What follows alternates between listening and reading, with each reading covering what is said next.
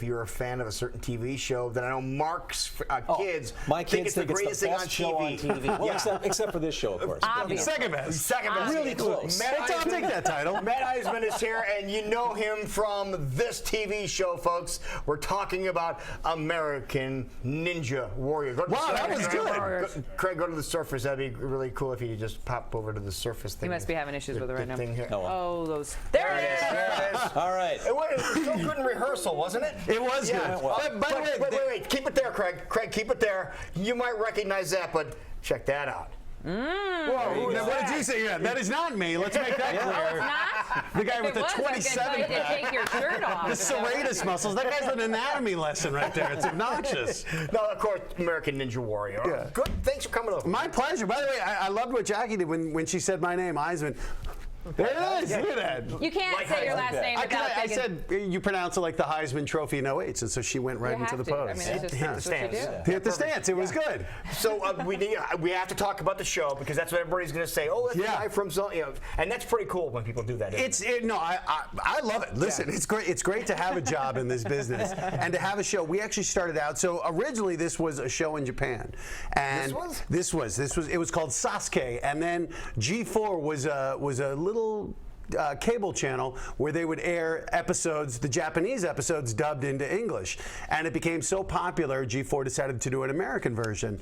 So I've been working on that. And then Comcast owns G4, they buy NBC. So they're like, well, we'll put an episode on NBC just to see how it does. That was 3 years ago. Now we're exclusively on primetime on NBC. So that's awesome. Yeah, it's a grand slam home run. How did they find it? I'm serious. How did they find it? Well, they went through a test, a secret test to see who would be for ninjas. They actually, I was doing a show called Sports Soup, which was the sports version of The Soup with Joel McHale, and they wanted someone who knew sports and who had a sense of humor, and they found me, and clearly they didn't test my fitness levels. I was going to say, did they make you do the obstacle course? Whoever survived the course. Look, if I could do it, I would do it. There's $1 million we're giving away this year potentially, so that's more than my salary. I'd rather be competing. Have you tried any of them? Yes. Which one have you?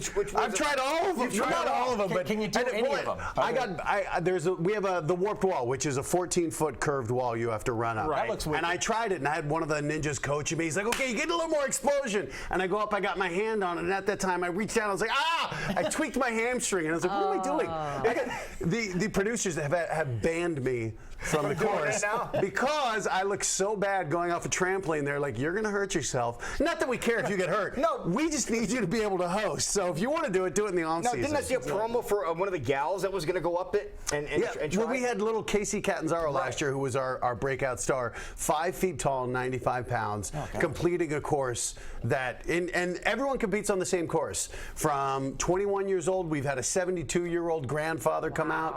Men, women, whether you're in shape or not, everyone does the same obstacles. And this little girl, who looked too small to do half of these obstacles, flying through the air, absolutely crushed it and became a breakout star. And that's how a lot of people found the show last year. So is there a trick to it? I mean, do you? I don't know if there is. The secret is, well, mountain climbers have done very well. A lot of it is upper body strength. Right. It's working out a lot, I think, which is, I was always hoping like maybe someone will just go, no, there's ninja dust. Just take this, you'll be able to do it. So I don't have to work out, right? Just give you a little dust. You're like, no, you have to work out obsessively. People build courses in their backyard. Really? They travel around the country going from gym to gym where they're setting up these little competitions just to get in shape. Isn't it? Yeah. Now, do people see the courses ahead of time? Do they have any idea? Or so we don't tell them what they're going to face until they show up. They don't know. They don't get a practice on it at all. Really? That's evil. So so literally the first time they're doing it is when they're going through it. And if you make a mistake, if you fall, that's it. You're done. You're done for. So you just say, hey, I want to try, or do they? So people last year,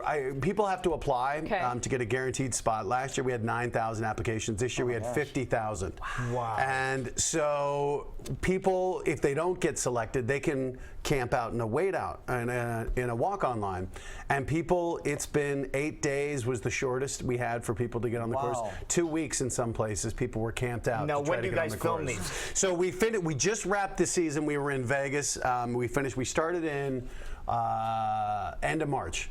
And so we go from March till the end of June, going around the country filming, qualifying, and then we go to Vegas for the finale. They were just in Kansas City. We did Kansas City, which was amazing, right in front of Union Station. Oh, it was spectacular, beautiful area. It rained. which meant I got some barbecue. So I was happy about the rain delay. That's good to go. Yeah. Everyone else like, well, let's go work out in the gym. I'm like, you go. I'm going to go get some ribs, and I'll meet you back on the course. There's a little barbecue sauce on the warped wall. If you look closely, that was me. That's awesome. Yeah, you got to know what you're good at, right? Those who can do, those who can't host. I'm a host. Perfect. Bless you. Stick around. We'll be right back. You don't want to miss more. We'll be back. This is a great day.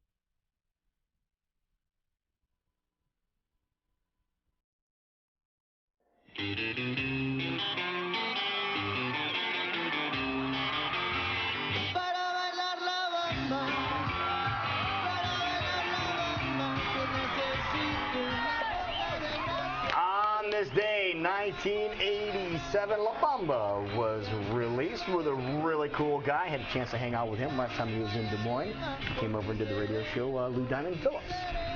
Very nice individual. So on this day is when the movie came out, and just launched him even higher than he already was. It's a good movie. Yeah. Good morning, everybody. It's 8:33. Welcome back to Great Day Live in Des Moines. We have the headliner from the Funny Bone this week, and I'm not sure how to refer to this guy now, because during the commercial we learned something about him. Matt Iseman is here. Is it Matt, or should we call you Dr. Iseman? Whenever you say that, I think of my dad. Doctor. Yeah, but I am a doctor. And you didn't believe me when I was talking about it. For a second, I'm going, all right, is this a bunch of crap? Yeah, I was just saying I went to medical school. I got my MD. From where? And I went to Columbia in New York. Of course. Not South America. How easy would pharmacology be there? Or the rest of the Heart attack, give him that white powder. Yeah, so went back to Colorado, was doing residency at the University of Colorado, where my dad was a professor. Really? And then just had this epiphany that my heart wasn't in medicine. And after all those years, I know. It's not easy. I bet Dad was pleased. Huh? Oh, yeah. Well, but actually, I haven't told him. Yet, so if you say this, Dad, I'm here talking about medicine. That ninja thing it's a joke. They're kidding. at Des Moines University at the conference, right? Yeah. So, yeah, my heart wasn't in it. I just moved out to LA, started doing stand-up, fell in love with it, and never went back. How cool would it be if he was your doctor? Right. Would this be Well, awesome? not now. Yeah. Now it'd be a little concerning. I don't know. I think we use leeches. I don't remember anything. Well, what made you want to go down the path of possibly being a doctor? Well, you know, I kind of had this thing where I remember sitting down going, what am I going to do with my life? I like science. I like people. I saw my dad was a doc, and he respected. He never pushed me into it. I think I just saw how much joy he got from it. I thought on paper, it was the perfect career for me. So what made you go, ting, I want to try? You know, I was in the ICU. I remember it. It was a January. It was like 4 in the morning. We're getting slammed with patients, and I realized it was my first year, and I'm like, in 3 months, I'm going to be the one making life or death decisions on these people, and I'm not ready for that. Want to do that? I want to be the guy going, unbelievable effort out of it. I can't go back to medicine now because that's the only voice I have. Turn your head and cough. Great grip strength there. Moving on to the prostate exam. So yeah, it was a radical career shift, and I'm so happy I did it. And I for all my patients, if there are any who lived, we're all happier for this. People have these epiphanies in life. They're like, you know what, I need to change direction. But that's a pretty big leap. That's going huge. from medical to stand-up comedy. And it's funny because growing up, you kind of get on this academic track, and you never consider anything creative. You don't think that's not for me. I'm working hard. I'm going to be a doctor saving lives. And then it was just this thought of I didn't think it was gonna stick when I started doing entertainment. I thought, you'll go out like. It's like, you go do a year surfing or something. And you'll get tired of it. Or I'll just come to my senses. My battery will be recharged. And I started getting on stage in LA, and I just realized this is it. This is what I'm meant to do. So what were you talking about at first? Disappointing my parents. Anything and everything. And let me be clear. Those first, like, I have tapes of some of those early shows. They weren't good. It wasn't like I went out there immediately and people were like, greatest comedic mind we've ever heard. There were some struggles there, but it was just that thing of it felt like this is what I should be doing. Were you always like the class clown? Yeah, I was, totally. But you get away with it because I was doing well in school. So the teacher's like, oh, him, he still gets good. Yeah, I think it was, I'm a younger brother, and so that was, how you be the center of attention. I say people go into comedy for 2 reasons. Either they weren't hugged enough as a child, or they were hugged too much. I was the latter. My mom was like, you're so funny. Do that again with the funny. She created me. So now when I go on stage, the audience's laughs are like my mom's hugs. So come on out and give me a hug. Free hugs for everybody. Wonderful. What a great story. Yeah, it's and a great journey too, because you went from the stage on stage to start doing. When did you first start doing TV? So I started 10 years ago. I got my first hosting gig, 2011 years ago. It was a show on E called Screenplay. No one? Yeah, exactly. That's what I tell them anymore. Right. So it was like a Fear Factor ripoff. But that job led to my next job, a show called Clean House, a home makeover show with Niecy Nash.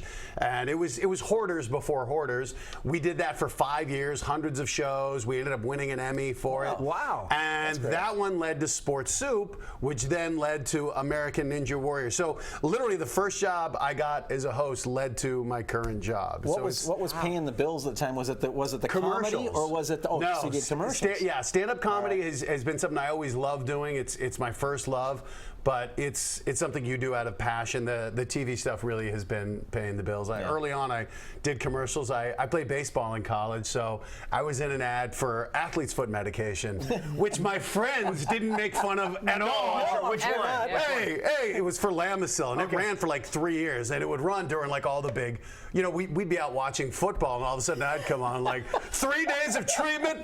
Who does that? Today they're out. You're welcome, Lamisil. I expect to Get a residual off it was, I learned early you sell your soul sometimes for some of these things. Well, it could have been worse. It could have been the jock itch. Exactly. Explain that one away. Exactly. Maybe he was working his way up to the jock itch. Who knows? We'll have that one coming on this season. No, we have some tickets on the phone right now, folks. If you want to go see Matt, get on the phone, 283-2323, 283-2323. Operator standing by right now. We'll get some winners. We'll let you know before he leaves who the winners are. There is the number on your screen. And again, dial it now, 283-2323. We need to pay a couple of bills ourselves, and we'll be right back. A couple of commercials, and then we will return to Great Dan.